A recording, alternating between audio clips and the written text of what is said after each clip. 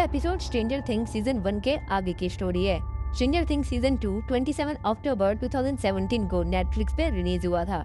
ये सीजन और भी दिलचस्प, एडवेंचरस और एक्साइटिंग है। इस सीजन में टोटल 9 एपिसोड्स हैं और सारे ही एपिसोड स्टोरी को नेक्स्ट लेवल पर ले जाते हैं। इस एपिसोड को देखने से पहले सीजन 1 की स्टोरी जरूर देख लें, लिंक डिस्क्रिप्शन में है, और वीडियो को पूरा देखें ताकि कोई भी सीन आपसे मिस ना हो। सीजन 1 के बाद सीजन 2 में कुछ न्यू कैरेक्टर्स ऐड हुए हैं, जिनके नाम है मैक्स मेफील्ड, जिसको गेमर गर्ल के नाम से भी जाना गया है, बिली हैंगरोव जो कि मैक्स का स्टेप ब्रदर है, एंड बॉब जो कि बिल की मदर जॉयस का न्यू बॉयफ्रेंड है, एंड काली सब्जेक्ट 008 जिसे हम 11 की स्पिरिचुअल सिस्टर भी कह सकते हैं, एंड मरी बोमैन जो कि एक प्राइवेट इन्वेस्टिगेटर है। नाउ सब रेडी है तो स्टोरी पे आते हैं और शुरू करते हैं। इस सीजन की स्टार्टिंग में हमारी मुलाकात होती है काली से। तो दोस्तों मैं आप सबको बता दूं कि यहाँ पे काली के पास भी 11 की तरह साइकिक पावर्स हैं, जहाँ पर 11 अपने माइंड की पावर से कुछ भी कंट्रोल कर सकती है, उसी तरह काली के पास भी मेंटल हेलुसिनेशन दिखाने की पावर है, और 11 की तरह एक नंबर वाला टैटू भी है, सब्जेक्ट नंबर 008। हॉकिंस में एक नई गेमर गर्ल आ गई है, मैक्स मेफील्ड, जिसने आते ही हमारे बॉयज के सारे गेमिंग रिकॉर्ड तोड़ दिए हैं। तो बस फिर विल को छोड़कर सारे बॉयज इस न्यू गेमर गर्ल को इम्प्रेस करने के चक्कर में लग जाते हैं। लास्ट सीन के एंडिंग के बाद से ही विल को अपसाइड डाउन के विजन्स आ रहे होते हैं, जिसमें वो एक बहुत बड़े शैडो मॉन्स्टर को देखता है। उसी दौरान जॉयस अपने बॉयफ्रेंड बॉब के साथ विल की देखभाल कर रही है। वहीं दूसरी तरफ बारबरा के पेरेंट्स को अब भी लग रहा है कि उनकी बेटी जिंदा है, इसलिए वो उसे ढूंढने के लिए एक प्राइवेट इन्वेस्टिगेटर हायर करते हैं। म्यूरे बॉमैन एक प्राइवेट इन्वेस्टिगेटर के साथ साथ कॉन्स्पिरेसी थ्योरिस्ट भी है, और उसे पूरा यकीन है कि बारबरा के गायब होने का केस 11 और हॉकिंस में हर दिन होने वाली घटनाओं से कनेक्टेड है।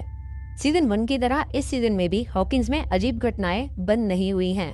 हॉपर ऐसे ही एक अजीब से केस की इन्वेस्टिगेशन करने के लिए एक लोकल फार्मर से मिलता है, जिस फार्मर की अचानक से सारी फसल खराब हो जाती है, जहां पर उस फार्मर को लगता है कि किसी ने जानबूझकर केमिकल से उसकी फसल खराब कर दी है। और इन्हीं घटनाओं के साथ साथ विल को उसके विजन्स उसे काफी डिस्टर्ब कर रहे होते हैं। इसके ट्रीटमेंट के लिए जॉयस और हॉपर विल को लैब के न्यू डायरेक्टर से मिलवाने लेकर जाते हैं, और यहाँ डॉक्टर सैम ओवंस इन्हें बताते हैं कि विल PTSD का शिकार है, मतलब कहीं ना कहीं ये सब विजन्स उसका वहम है। डॉक्टर का कहना है कि विल अब तक अपने पिछले इंसिडेंट्स बुरा नहीं पाया है। देन हम नेक्स्ट सीन में देखते हैं कि डॉक्टर ओवेंस एंड उनकी टीम लैब के नीचे मौजूद उस अपसाइड डाउन के गेट को आग से आगे बढ़ने से रोक रहे हैं। इस सीन को देखने के बाद क्या डॉक्टर ओवेंस ट्रस्ट करने लायक है? खैर इसका जवाब जल्दी पता चलेगा। और उसके बाद हम सबको एक गुड न्यूज पता चलती है कि 11 सीरीज की one of the most lovable character जिंदा है, और वो जंगल में बिना किसी को भी पता चले हॉपर के साथ एक सीक्रेट हाउस में रह रही है। प्रीवियस सीजन में डेमोगॉर्गन को मारने के बाद 11 अपसाइड डाउन में पहुंच गई थी, बट जब वो वापस आई तो उसने देखा FBI उसकी तलाश कर रही थी। 11 को FBI और गवर्नमेंट सिस्टम से बचाने के लिए हॉपर ने उसे सबसे दूर अपने साथ सेफ रखा है। वहीं पर एक और फसल खराब होती है। हॉपर को पूरा यकीन हो गया है कि पंपकिंस की वो फसल बर्बाद होने के पीछे अपसाइड डाउन का कनेक्शन है, और थोड़ी इन्वेस्टिगेशन करने के बाद उसे वहाँ पर अपसाइड डाउन के सबूत भी मिल जाते हैं। नैन्सी और जोनाथन डिसाइड करते हैं उन्हें बारबरा के पेरेंट्स को उसकी मौत की सच्चाई बतानी चाहिए, बट उन्हें इस बात का भी डर है कि FBI और डॉक्टर ओवेंस इनके फोन ट्रैप कर रहे होंगे, इसलिए वो बारबरा के पेरेंट्स से किसी पब्लिक लोकेशन में मिलने का प्लान बनाते हैं। हॉकिंस में इसी दौरान हैलोवीन सेलिब्रेशन स्टार्ट होता है, एंड हमारे लूकस और डस्टिन मैक्स से मिलकर उसे अपने साथ हैलोवीन सेलिब्रेट करने के लिए इनवाइट करते हैं। तभी हमारी मुलाकात मैक्स के स्टेप ब्रदर बिनी से होती है, जो मैक्स को परेशान करने के लिए उसके नए दोस्तों को कार से उड़ाने की धमकी देता है।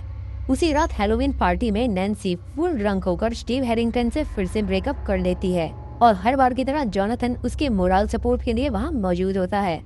देन मैक्स, लूकस और डस्टिन का इनविटेशन एक्सेप्ट करती है, और वो सब साथ मिलकर ट्रिक और ट्रीट करने जाते हैं। तभी विल को अपसाइड डाउन का विजन आता है, पर वो जल्द ही अपने दोस्तों की हेल्प से उससे बाहर आ जाता है।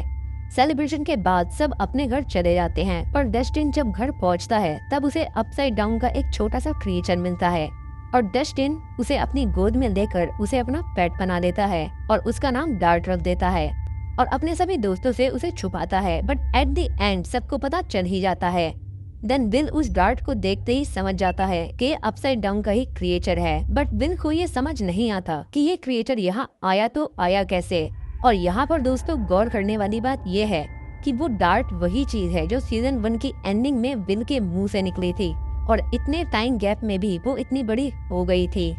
नेक्स्ट सीन में हॉपर डॉक्टर ओवेन से मिलकर पंपकिंस की फार्मिंग खराब होने वाला इंसिडेंट बताता है, जहाँ पर हॉपर को लग रहा होता है कि इसके पीछे अपसाइड डाउन का कोई कनेक्शन है, बट रियली में हॉपर उन्हें धमकाता है कि कुछ भी करो पर तुम ये एक्सपेरिमेंट्स को मेरे शहर से दूर रखो। नेक्स्ट सीन में 11 हॉपर के मना करने के बाद भी चुपके से स्कूल जाकर माइक से मिलने का प्लान बनाती है, बट वहाँ पर माइक और मैक्स को एक साथ देखकर उसे मिसअंडरस्टैंडिंग हो जाती है और वो माइक से बिना मिले ही घर वापस आ जाती है। विल को सडनली फिर से उस शैडो मॉन्स्टर का विजन आता है, बट इस बार वो बॉब के कहने के अकॉर्डिंग वो उससे डरने के बजाय उससे लड़ने का डिसाइड करता है। वहाँ पर बॉब का कहना ये था कि ये सब विल का वहम है और उसे इन सब से बाहर आना है तो उसे अपने डर पर काबू पाना होगा, बट ऑब्वियो ये कोई विल का वहम नहीं होता है और इस बार शैडो मॉन्स्टर सीधा विल की बॉडी में घुस जाता है। विल को होश आते ही वो अजीब अजीब हरकतें करने लगता है, लगातार वियर्ड ड्राइंग्स बनाना, कोल्ड रूम में रहना और अजीब अजीब बातें करना। ये सब देखकर जॉयस हॉपर को कॉल करके उसे अपने घर बुलाती है। देन विल की ड्राइंग्स देखकर हॉपर तुरंत समझ जाता है कि ये एक मैप है और फिर वो जॉयस को बिना कुछ बताए वहाँ से चला जाता है। नेक्स्ट सीन में नैन्सी और जोनाथन के इतने प्रिकॉशन के बाद भी डॉक्टर ओवेंस को उनके कारनामों की खबर लग ही जाती है। फिर कुछ लैब एजेंट्स उन दोनों को पकड़कर लैब ले जाते हैं और यहाँ डॉक्टर ओवेंस इन्हें अपसाइड डाउन का गेट दिखाकर बताते हैं कि बारबरा की डेथ रियलिटी में अपसाइड डाउन में हुई है, बट वो नहीं चाहते कि ये खबर बाहर किसी और कंट्री को लगे, इसलिए इन्हें बारबरा की डेथ को सीक्रेट ही रखना होगा।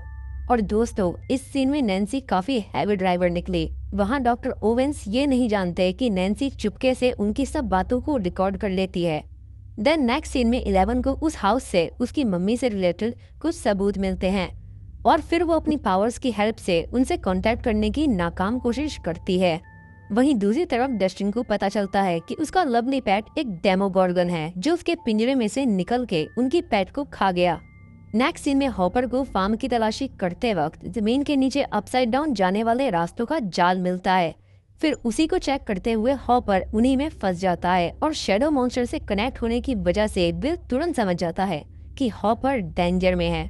फिर जॉयस बॉब की हेल्प से विल के बनाए हुए मैप को सॉल्व करती है और थोड़ी नॉर्मल कैलकुलेशन के बाद बॉब हॉपर की करेक्ट लोकेशन का भी पता लगा लेता है। देन हमारा डस्टिन किसी तरह उस डेमोगॉर्गन को उसके बेसमेंट में बंद कर देता है एंड लूकस मैक्स का ट्रस्ट जीतने के लिए डेमोगॉर्गन और अपसाइड डाउन के बारे में सब कुछ बता देता है। और इसमें कोई शक नहीं है कि मैक्स को लूकस की बातों पर बिल्कुल भी बिलीव नहीं होता है।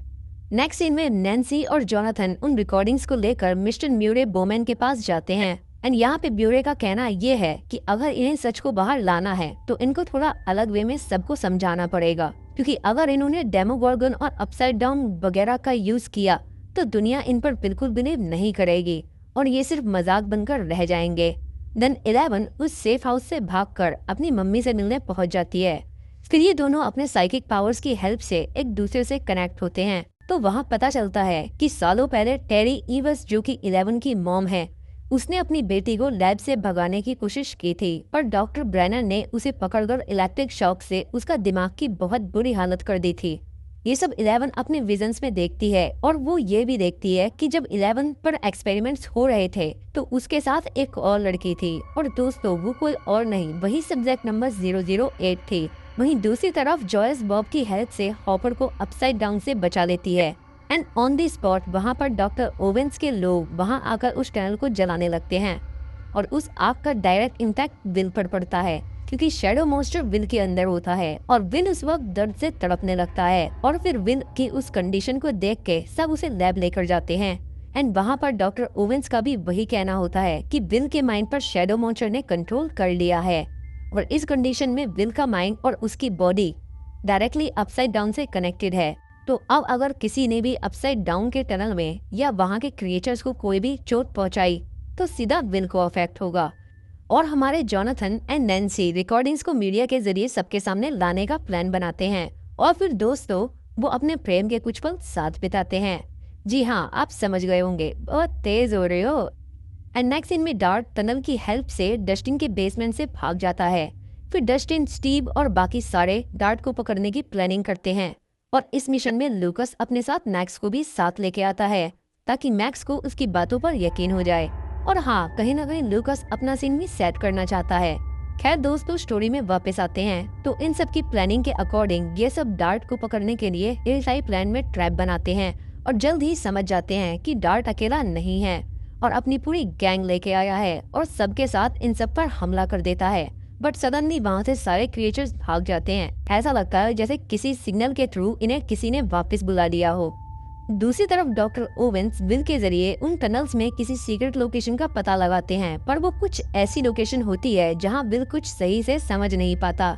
और यहाँ डॉक्टर का मानना ये है कि उस लोकेशन पर शैडो मॉन्स्टर ने कुछ इम्पोर्टेंट थिंग छुपा रखी है। देन डॉक्टर ओवेंस वहाँ पर इन्वेस्टिगेट करने अपने कुछ बंदों को भेजता है और यहाँ पर हम समझ जाते हैं कि वो सारे वहाँ जाकर शैडो मॉन्स्टर के जाल में फंसने वाले हैं। तो दोस्तों, यहाँ पर शैडो मॉन्स्टर ने ही विल के माइंड पर कंट्रोल करके उन सबको उस सीक्रेट लोकेशन पर भेजा ताकि वो उन्हें अपने ट्रैप में फंसाकर उन क्रिएचर्स की हेल्प से मार सके। तो अब आप सब समझ गए होंगे कि वो सारे क्रिएचर्स स्टीव और उन सबको छोड़ के इनका गेम बनाने के लिए भागे थे। और फिर उन सब डॉक्टर के एजेंट्स को मारने के बाद शैडो मॉन्स्टर के क्रिएचर्स की आर्मी उस लैब में घुस जाती है और दूसरी तरफ 11 अपनी पावर्स की हेल्प से सब्जेक्ट नंबर 008 मतलब काली को ढूंढ लेती है। और काली ने 11 को बताया कि उसके पावर्स उसके गुस्से से कनेक्टेड हैं, तो जितना ज्यादा तेज आपका गुस्सा होगा उतनी ही ज्यादा आपकी पावर्स होंगी। देन काली 11 का मेकओवर करती है और 11 की हेल्प से डॉक्टर ब्रेनर के पार्टनर को ढूंढ लेती है। इसी बंदे ने डॉक्टर ब्रेनर के ऑर्डर पर 11 की मॉम को शॉक दिए थे और इस मोमेंट पर काली चाहती है कि 11 इस बंदे को मारकर अपनी मॉम का रिवेंज ले। बट 11 उसके बच्चों को देखकर उसे जिंदा छोड़ देती है और यहाँ पर उस बंदे का कहना है कि डॉक्टर ब्रेनर अभी भी जिंदा है। अब ये हम डिसाइड नहीं कर सकते कि ये सच बोल रहा है या फिर झूठ बोल रहा है। तभी 11 अपने विजन में देखती है कि माइक और हॉपर किसी मुश्किल में हैं और वो ये देखते ही काली और उसकी गैंग को छोड़कर वापस हॉकिंस के लिए निकल जाती है। वही माइक समझ जाता है कि शैडो मॉन्स्टर विल के जरिए उन सब पर नजर रखे हुए है। फिर उसके कहने पर बॉब, जॉयस और हॉपर विल को बेहोश करके एक सेफ लोकेशन पर लेकर जाते हैं और बाहर वो डेमोगॉर्गन्स 1 बाय 1 सारे साइंटिस्ट और स्टाफ को मार देते हैं। देन सडनली लैब में इलेक्ट्रिसिटी डाउन होती है। देन वहाँ पर बॉब डिसाइड करता है कि वो खुद नीचे जाकर इलेक्ट्रिसिटी बोर्ड को ठीक करेगा और फिर बॉब सक्सेसफुली अपने काम को पूरा करके जॉयस, हॉपर, माइक और विल को वहाँ से भगाने में हेल्प करता है, बट खुद एक डेमोगॉर्गन से मारा जाता है। और दोस्तों, यहाँ पर हमारा बॉब द बिल्डर हीरो बन जाता है एंड ऑन मोमेंट पे जोनाथन और नैन्सी वहाँ आकर सबको बचा लेते हैं। फिर सब एक साथ इकट्ठा होकर विल के घर पहुँचते हैं एंड सब बॉयज समझ जाते हैं शैडो मॉन्स्टर उनके बोर्ड गेम माइंड फ्लेयर की तरह है। मतलब माइंड फ्लेयर को मारते ही उसके साथ सारे क्रिएचर्स मारे जाएंगे, पर ऐसा करते ही विल की जान को भी काफी खतरा है क्योंकि बेसिकली विल भी डायरेक्टली उस मॉन्स्टर से कनेक्टेड है। देन सब बच्चे मॉर्स कोड की हेल्प से विल की बॉडी में ट्रैप्ड रियल विन से कनेक्ट करते हैं, जो इन्हें इशारों से बताता है कि अपसाइड डाउन के गेट को बंद कर दो तो हम सब बच जाएंगे। तभी कुछ डेमोगॉर्गन इन सब पर हमला कर देते हैं, बट फिर वहाँ पर 11 आकर सबको बचा लेती है। देन 11 के छोटे से भरत मिलाप के बाद सब मिलकर लैब जाते हैं एंड प्लान पूरा करने के लिए माइंड फ्लेयर यानी कि शैडो मॉन्स्टर को डिस्ट्रैक्ट करने के लिए स्टीव, मैक्स और सारे बॉयज टनल में जाते हैं। वहीं दूसरी तरफ माइंड फ्लेयर को विल की बॉडी से निकालने के लिए जॉयस, जोनाथन और नैन्सी विल को एक रूम में लिटाकर उसे बांधकर उस रूम में गर्मी बढ़ाते हैं क्योंकि माइंड फ्लेयर का लिविंग नेचर कोल्ड होता है। दैट्स वाई वो ऐसा करते हैं और नैन्सी यहाँ पर विल के गर्म सरिये चुभाकर माइंड फ्लेयर को उसकी बॉडी से भगा देती है। बट यहाँ पर माइंड फ्लेयर मरा नहीं, बस भाग गया है। और यहाँ दूसरी तरफ 11 अपनी असीम शक्तियों की मदद से अपसाइड डाउन का गेट बंद कर देती है और उस गेट के बंद होते ही सारे डेमोगॉर्गन मारे जाते हैं and hope so mind flayer भी मर गया होगा। आफ्टर 1 मंथ डॉक्टर ओवेंस की रिकॉर्डिंग्स पब्लिक होते ही गवर्नमेंट हॉकिंस लैब को बंद कर देती है एंड यहाँ पर बारबरा को फाइनली डेड डिक्लेयर कर दिया जाता है। और नेक्स्ट सीन में पता चलता है कि डॉक्टर ओवेंस किसी तरह उन क्रिएचर्स से बच गए और उसकी हेल्प से हॉपर ऑफिशियली 11 को अडॉप्ट कर लेता है।